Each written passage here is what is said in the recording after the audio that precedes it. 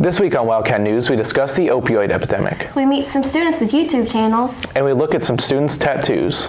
All these stories and more coming up because Wildcat News starts now.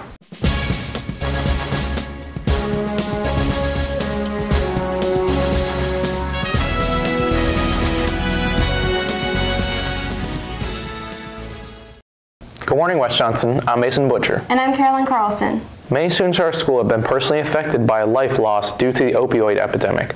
Landry Connors investigates. According to the Centers for Disease Control and Prevention, in 2015 alone, there were 772 drug overdose deaths for adolescents ages 15 through 19. Junior Sydney Beasley feels that the use of opioids has increased significantly over the years. Opioids are just more like available to us now than they were then. Like they're provided more and they're prescribed more and it's just easier to access. American history teacher Alan Williams believes that teenagers do drugs in search for an escape. People have life problems that we don't even understand, and it's a way for them to not realize what those problems are at that particular moment. And that leads to having to do harsher drugs later because the drugs they were using no longer had the same effect. Williams and Beasley have both had experience with victims of a drug overdose. I've had 2 students that have died from overdoses, and I think it was a progression over time. I don't think it started, with the harder drugs right away. And they were smart. They were good kids. They were honors level kids, and they made poor decisions, and it's something they can't come back from. Most teenagers think that it'll never happen to me. It'll never happen to anyone I know. It'll never happen to anybody close to me. And then when it does, it just like hits you and you just don't know what to do. And I just think that a lot of teenagers don't think about that. Williams is disappointed in the amount of student fatalities. I'm 15, 20 years older than most students, and I shouldn't have to go to a student's funeral. I shouldn't have to hear about one of my students dying, even though it happened after they were in my class. You have your whole life ahead of you. You should make good decisions, you should get your education, you should have a career and a family. That's what life should be about, not a drug. I'm Landry Connors, Wildcat News. Thanks, Landry. Makeup has been growing in popularity over the past few years. Emma Pollard reports. Art is more than pens and paint to some students. To them, it's also makeup. Sophomore Eris Hauser describes the ability of makeup. I feel like it expresses, a lot of emotions. Someone could do something that's very bright, that tells a lot about their personality. I see a lot of colors on people and very bold eyebrows and very crazy things that you don't see like normally on a day-to-day basis. Freshman Sophie Ertz has been building her passion for makeup since 7th grade. She describes how she gets her inspiration for her looks. Things that inspire me will be like when I scroll through social media, I'll see new looks I want to create, and then I'll just want to do them like right then. And then seeing like famous people on YouTube doing collabs with other brands or creating their own products, that inspires me a lot. Hauser believes the community surrounding makeup and beauty has expanded in recent years. It has definitely grown from, 2-3 years ago, it was kind of small, and then it has escalated a lot. Everyone is doing makeup now. You don't usually see, if you go to YouTube, you always see a makeup video. Over the years, everyone has been very bold and doing new things. Ertz explains the impact makeup has had on her life. Makeup has made me become more confident because I'm just more open on camera now. Before that, I would have never done that and was kind of insecure about being on camera, but I think it has helped me a lot. Hauser enjoys the individuality makeup can express. Everyone does makeup very differently, and it's so unique to me how it's not the same, and you can put a little difference, and everyone is different. I'm Emma Pollard, Wildcat News. Thanks, Emma. Normally when someone plays a sport, injuries are almost always expected. Miranda Bean gives insight. High school athletes account for an estimated 2 million injuries, 500,000 doctor visits, and 30,000 hospitalizations each year. Volleyball coach Meredith Blake recalls some of the most popular injuries she's seen during volleyball season. We had one player with concussions to the point where she almost couldn't play any longer. You have knee injuries, ankles injuries, pulled muscles, back injuries, so volleyball is pretty prevalent in injuries. Junior Taylor Evans has had multiple injuries from sports over the years. Most of them come from soccer, being how physical we have to get, and my main injury is that I fractured my ankles several times. Injuries from a game don't just create physical challenges, they can also cause social and emotional hurdles, along with helping increase team communication. In a way, it could help because then they're like, okay, well, we've got to win the game for that person, but it's hurting because they're concerned with their teammate. They want to make sure they're okay, and then their focus is all on them.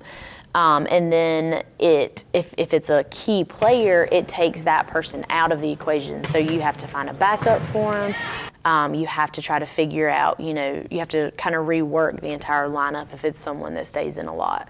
It slowed me down on and off the field, being that I had to wear a boot for one of them and I couldn't play with my team, and it took me down emotionally a lot because of the fact that I got to see my teammates out there having fun, but I had to sit bench side and not be able to interact with them. Blake and Evans share some ways to help prevent injuries in the long run. If you're not warm and your muscles are, essentially cold, and you go out and try to pass or hit, then you're more apt to get those injuries. So if you're stretching and you're warming up when you're swinging, you're hitting, you're passing, then hopefully your chances are decreasing. Just stretch before every game, make sure you're hydrated, keep your muscles loose. If you feel like you're about to get hurt, or if you feel like you already are hurting, don't push through it. Come out, do everything you need to, and then once you're cleared, you can go back in. I'm Miranda Bean, Wildcat News. Thanks, Miranda. Now let's head over to Grayson Betts with the rundown. I'm Grayson Betts and welcome to the rundown. Here's the last week's scores. Last Friday, varsity softball won 7-0 and varsity baseball lost 10-3 against Green Hope. Saturday, varsity softball won 5-3 against Harnett Central, and varsity baseball won 22-0 against Cape Hatteras. Monday, varsity baseball lost 10-3 against Green Hope.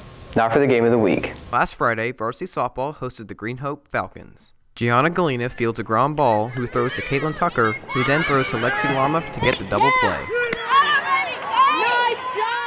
Chloe Milliron hits through the gap to get a single.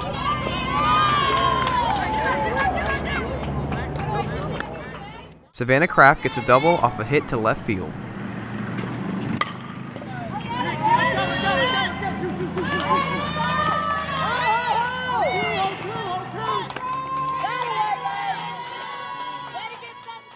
Gianna Galena gets an RBI after a hit to left field.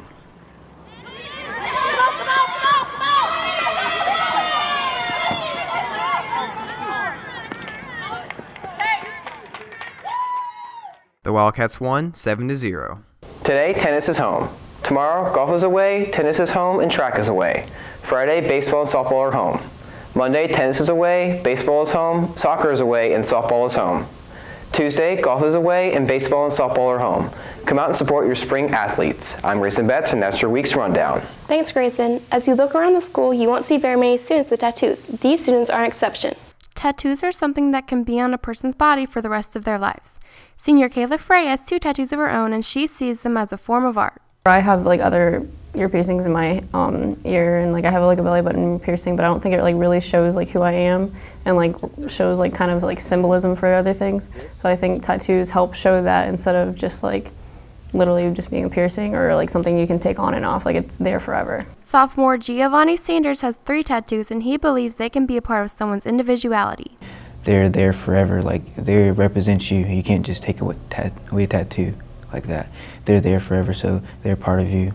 So you want to get something that means something to you that is significant. Sanders thinks that his family had a big impact on his want for tattoos. Most everybody in my family has a tattoo. My father has lots of tattoos. My mother has tattoos, and I've grown up around people that have tattoos, so I always wanted one as a kid.